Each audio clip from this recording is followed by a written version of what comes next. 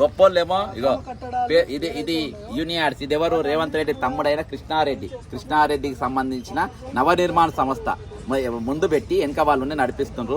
ఇవి డిపిఆర్ ప్రకారం detailed project report కూడా పెట్టిన. ఈ డీటెయిల్డ్ ప్రాజెక్ట్ రిపోర్ట్ ప్రకారం డీటెయిల్ ప్రాజెక్ట్ రిపోర్ట్ ఇవన్నీ డెవలప్ చేసిన తర్వాత పెట్టాలి. ఇవేవి డెవలప్ చేయకుండానే ముందే పెట్టేసి ఈరోజు డిపిఆర్తో సహా నేను మళ్ళిచ్చిన ఇవన్నీ లేకుండానే ఈరోజు ఇవి మొత్తం పెద్ద పెద్ద హోల్డింగ్స్ అక్కడ పెట్టిండ్రు. అవి కూలగొట్టకుండా చూస్తుంది బాబా కడియబ్బా కూలగొడుతుంది. అంతేకాకుండా ఇక్కడ రాత్రి ఫిర్యాది కూడా కూలగొట్టి వాళ్ళని గంటన్నర టైం రిజిస్ట్రేషన్ డాక్యుమెంట్ ఉన్నాయి, వీళ్ళకు అన్నీ ఉన్నాయి, లోన్లు తీసుకుంటారు, అయినా వాళ్ళే కూలగొట్టిండ్రు. కానీ నేను ప్రెస్టేజ్ మీద పోయిన నెల 27వ తారీఖు ఇస్తే ఇవాటి వరకు దీన్ని జోలికి పోలేదు. అంటే ఇక్కడ సామాన్యునికి ఒక రూలు, గొప్పనికి ఒక రూలు. ఇక్కడ వివిఐపీలో రేవంత్ రెడ్డి తమ్మునికి ఒక రూల్ ఉంటుంది, తిరుపతి రెడ్డికి ఒక రూల్ ఉంటుంది. స్టే తెచ్చుకోవచ్చు. నా అన్న పనికిరామానోడు, నా అన్న తమ్మి ఆయనకు నాది దుర్గం చెరువులో ఉందని తెలియక కట్టినట్టున్నాడు కాబట్టి నాది చెరువులో లేదు అని చెప్పి స్టే తెచ్చుకోమని చెప్పేసి నీ తమ్మునికి చెప్తావు, వీళ్ళేమో గుల్ల కొడతావు నువ్వు. అక్కడ ఒక న్యాయం. ఆనంద్ కన్వెన్షన్ హిమాయత్ సాగర్లో దాదాపు 300 అడుగుల లోపలికి వెళ్ళిపోయింది. ఇది కూలగొట్టుకుంటా, ఇది బాజాప్తా, ఇది కూలగొట్టకుండా లోపల నడుస్తూ ఉంది బాజాప్తా. చెరువు లోపలికి వెళ్ళిపోయింది, దీన్ని కూలగొట్టరు. ఈరోజు గొప్పనికి ఒక రూల్ ఉంటుంది, పేదోళ్ళకి ఒక రూల్ ఉంటుంది. ఇక్కడ సామాన్యులకు ఒక రూల్ ఉంటుంది. వేరే ఇక్కడ పనిచేసే వాళ్ళు హైదరాబాద్కి ఎవరికి ఐడి కార్డులు ఉన్నాయి.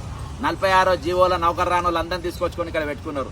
ఈరోజు చెరువుల దగ్గర తీసుకుపోయి వాళ్ళకి డ్యూటీలు పెడతారు. వాళ్ళ డ్యూటీలు పెట్టి ఎలా పెడతారు? ఐడి కార్డులు ఉంటాయి, వాళ్ళకు డబ్బా ఉండదు, వాళ్ళకు ఆఫీస్ రూమ్ ఉండదు, ఒక చిన్న రూమ్ కూడా ఉండదు, బయట ఉండాలి. ఎట్లుంటారు వాళ్ళు? ఎవరు ఉంటారు అట్లా?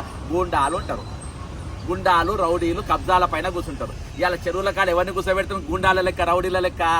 హైదరాబాద్ ఉన్న సింపతిని వాళ్ళని కూర్చోబెడుతున్నారు. ఇది జరుగుతున్నటువంటి తతంగం. నేను అంటున్నా, ఇవాళ దాకా నువ్వు సామాన్యులకు నాగార్జున గులగొట్టినా అంటావు. వీఐపీలో నాగార్జున ఎందుకు గులగొట్టినావు? నాగార్జున గులగొడితే ఈరోజు పాన్ ఇండియా భారతదేశం మొత్తం న్యూస్లలో వస్తుంది కాబట్టి గులగొట్టావు. దాంతోనే అందరినీ భయపెట్టియాలని గులగొట్టావు. ఇంకోటి రేవంత్ రెడ్డి గురువైన చంద్రబాబు నాయుడు ఖుషి కావాలి, ఎందుకంటే ఆయన జగన్మోహన్ రెడ్డితో ఉంటాడు కాబట్టి ఆయన ఖుషి కావాలని చెప్పి గులగొట్టినావు. అది హైప్ లేపినావు. తర్వాత ఎవరిని పడితే వాళ్ళని గులగొడుతున్నావు. నేను ఒకటే చెప్తున్నా, నిన్నటి దాకా సామాన్యుని గులగొట్టినావు కదా, సామాన్యుని కాదుగా.